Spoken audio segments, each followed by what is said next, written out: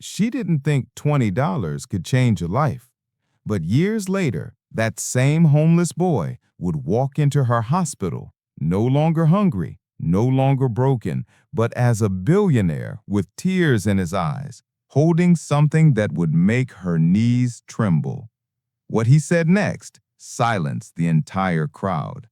The evening sky was gray, the city soaked in cold rain. People hurried past one another, umbrellas clashing, their faces hidden under hoods and indifference. But under a flickering streetlight sat a young boy, no older than 11. His clothes were torn, his shoes full of holes, and his eyes hollow with hunger. He held a paper bag that once had food, now crumpled and empty. Dozens of people passed him, pretending not to see, until Monica Davis, a nurse finishing her late hospital shift, stopped.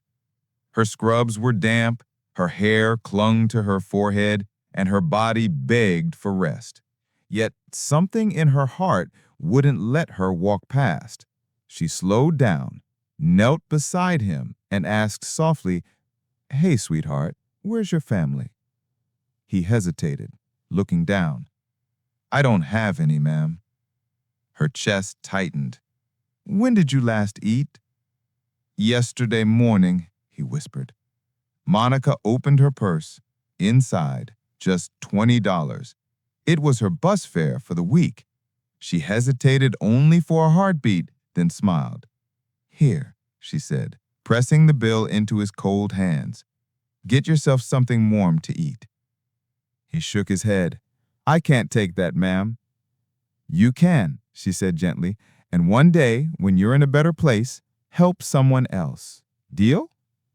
The boy's lip trembled. "Deal." Monica smiled, her umbrella shielding them both for a moment. "Take care, sweetheart." As she walked away, she didn't see the tears that rolled down his cheeks.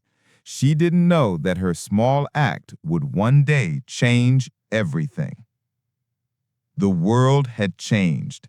Downtown Atlanta gleamed with glass towers and LED billboards. Monica was still a nurse, still tired, and still full of quiet compassion. That night, she was finishing her paperwork when her hospital's intercom crackled. "Attention staff, tomorrow we welcome a major donor for our new expansion. Please join us in the lobby for the ceremony." The next morning, the hospital buzzed with excitement. Nurses whispered. Cameras were being set up. Reporters arrived. A massive banner hung from the ceiling. "Welcome to the Davis Center for Hope." Monica froze. Davis? That was her last name. Her friend laughed. "Girl, maybe you're famous and don't know it." She chuckled nervously, unaware that this day was about to unravel everything she thought she knew. At noon sharp, the hospital director took the stage. "Today," he said proudly, "we honor a man whose generosity has transformed our city. Entrepreneur, innovator, and philanthropist, Mr. Jamal Reed." Applause filled the air. A sleek black car pulled up outside. Out stepped a tall man in a dark suit, confident and composed. His gaze scanned the crowd with calm strength. When he took the microphone, his voice carried warmth. "Good afternoon. Some of you may know me as the CEO of Reed Technologies, but before all this, I was an homeless boy." The lobby went quiet. "When I was 11, he continued, I lived on the streets. I was hungry, cold, and invisible to everyone, except for one woman." He paused. His eyes softened as he searched the crowd. "She was a nurse. She stopped in the rain, knelt beside me, and handed me $20. She told me, 'When you're in a better place, help someone else.'" Monica's heart skipped. Her breathing grew shallow. "I kept that $20 bill for years," Jamal said, his voice trembling. "It reminded me that there's still kindness in the world." Then he smiled faintly. That woman's name is Monica Davis. Gasps echoed. Cameras turned. Monica froze in place. Her hands trembled. Jamal stepped off the stage, walking directly towards her. "Miss Davis," he said, eyes glistening, "you saved me when no one else cared. This new hospital wing, the Davis Center for Hope, is my way of saying thank you." The crowd erupted in applause. Reporters shouted questions. But in that moment, it was just the two of them, the woman who gave and the boy who never forgot. Monica covered her mouth as tears spilled down her cheeks.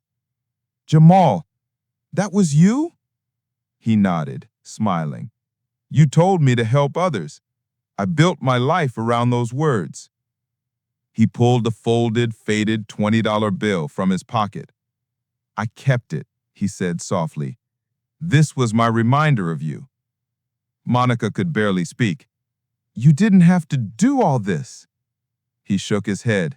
"You gave me my first miracle. The least I can do is return it." They embraced, surrounded by applause and flashbulbs. But for them, it was just a reunion of two hearts connected by kindness. When the crowd was gone, Jamal invited her outside to see the new building.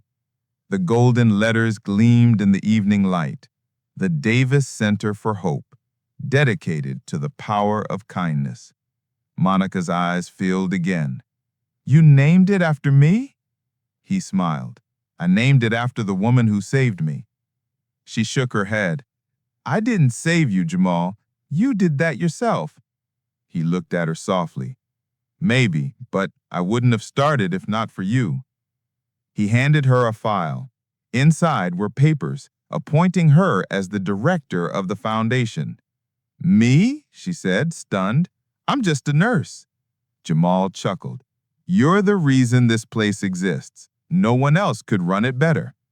Monica stared at him, overwhelmed. "You've grown into such an incredible man." He smiled faintly. "I had a good teacher." They both laughed softly, the hospital lights reflecting in their tears. The Davis Center opened its doors to hundreds of children and families in need.